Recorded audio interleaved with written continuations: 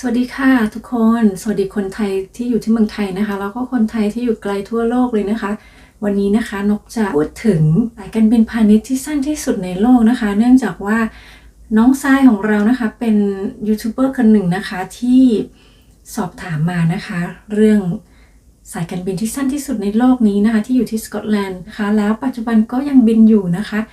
วันนี้นกเลยจะขอมาพูดถึงเรื่องนี้ให้ทุกคนรู้กันนะคะในรายละเอียดมากขึ้นนะคะสายการบินพาณิชย์ที่สั้นที่สุดนี้นะคะจะบินอยู่ที่ออกนีนะคะออกนีเป็นเมืองที่อยู่ทางเหนื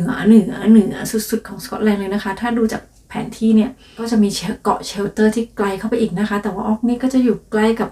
ฝั่งพื้นดินนะคะแต่ออกนีก็เป็นเกาะนะคะแล้วอย่างที่ทุกคนทราบนะคะว่าสกอตแลนด์เนี่ยมีเกาะหลายร้อยเกาะมากนะคะแล้วในตัวออกนี่เองก็คิดสภาพสิคะมันออกไปเป็นเกาะใหญ่นะคะมันก็ย่อมมีเกาะเล็กเกาะน้อยอยู่ใกล้ๆถูกไหมคะเพียงแต่ว่าเป็นเกาะที่คนอยู่น้อยมากๆนะคะสายการบินพาณิชย์ที่บินในเกาะออกนี่นะคะก็จะบินจากพื้นที่ที่เรียกว่าเวสเทรนะคะแล้วก็บินจากเวสเทรไปพาพาเวสเทรนะคะซึ่งเวสเทรแล้วก็พาพาเวสเทรนี่แหละค่ะเป็นระยะทางที่มันสั้นมากนะคะแต่ว่าการที่จะนั่งเฟอร์รี่เนี่ยนะคะข้ามฝั่งมันก็จะใช้เวลานานมากเช่นเดียวกันนะคะเพราะฉะนั้นแล้วทุกคนบนออกนี่นะคะส่วนมากเลยก็จะเดินทางโดยเครื่องบินนี้นี่เองนะคะเพราะว่าเป็นการเดินทางที่เหมือนกันขึ้นรถบัสทุกวันนะคะเป็นการขึ้นเครื่องบินแบบไปทำงานทุกวันแบบนี้นะคะมันก็เหมือนกับการนั่งรถบัสไปโรงเรียนทุกวันนะคะส่วนมากก็จะเป็นคุณครูนักเรียนแบบนี้นะคะที่จะต้องเดินทางระหว่างเกาะเพื่อที่จะไปสอนนะคะเพราะฉะนั้นแล้วคุณครูที่นั่นก็จะเดินทางโดยเครื่องบินเกือบทุกวันนั่นแหละค่ะทุกครั้งที่ไปทำงานนะคะรวมถึงนักเรียนด้วยนักเรียนบางเรียนทุกวันก็ต้องเดินทางโดยเครื่องบินนะคะเพราะว่าเฟอร์รี่เนี่ยใช้เวลานานกว่ามากนะคะถึงแม้จะใกล้ก็ตามก็เลยกลายเป็นว่าทุกคนเดินทางโดยเครื่องบินที่ออกนี่เนี่ยเป็นเรื่องปกติมากๆเลยนะคะจำได้ใช่ไหมคะว่าเกาะในออกนี่นะคะที่เรียกว่าเวสเทรเนี่ยแล้วก็บินไปที่พาพาเวสเทรเนี่ยเป็นระยะทางเท่าไหร่นะคะเป็นระยะทางแค่ 2.7 กิโลเมตรนะคะหรือว่า 1.7 ไมล์นะคะเพราะฉะนั้นแล้วเนี่ยเวลาบินนะคะจากเกาะนี้ไปเกาะนี้มันก็จะบินไม่ไกลนะคะไม่นานแล้วก็ไม่สูงนะคะก็เพียงแค่บินต่ำๆนะคะระยะทางนี้นะคะเปรียบได้กับรันเวย์ในสนามบินอีดินบะระเลยนะคะ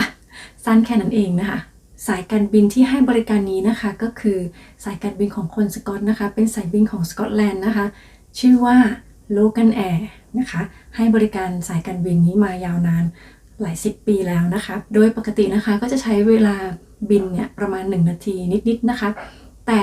ตามที่บันทึกไว้นะคะการบินที่สั้นที่สุดก็อย่างที่บอกไปนะคะ47 วินาทีเองนะคะไม่ถึง1 นาทีเลยแต่โดยทั่วไปก็จะประมาณนี้นะคะก็แล้วแต่ว่าทิศทางลมนะคะมันก็ช่วยให้เครื่องบินเร็วขึ้นได้นะคะที่สั้นที่สุดที่เรคคอร์ดไว้ก็คือ47 วินาทีนะคะใครมาเที่ยวนะคะก็อยากจะให้ลองเหมือนกันนะคะแต่ว่าค่อนข้างจะไกลจากเมืองหลวงของสกอตแลนด์มากนะคะก็ต้องมาอยู่กันนานเลยทีเดียวนะคะมาอยู่หลายๆวันนะคะแล้วรู้ไหมคะว่าสายการบินนี้นะคะเริ่มให้บริการตั้งแต่เมื่อไหร่นะคะตั้งแต่ปี 1967 นู่นนะคะนกยังไม่เกิดเลยอะ นับดูสิคะกี่ปีแล้วไม่กล้านับเลยอะเดี๋ยววิดีโอนี้จะยาวนะคะก็ไปนับกันเองนะคะต้องขออภัยด้วยการบินของ Logan Air นะคะจาก West Train ไปถึง Papa West Train นี่นะคะก็จะบินทุกวันนั่นแหละค่ะยกเว้นเสาร์อาทิตย์จะสลับกันนะคะก็คือวันเสาร์เนี่ยก็จะบินจากอีกที่หนึ่งไปอีกที่หนึ่งเท่านั้นนะคะส่วนวันอาทิตย์ก็จะบินอีกที่หนึ่งไปอีกที่หนึ่งเท่านั้น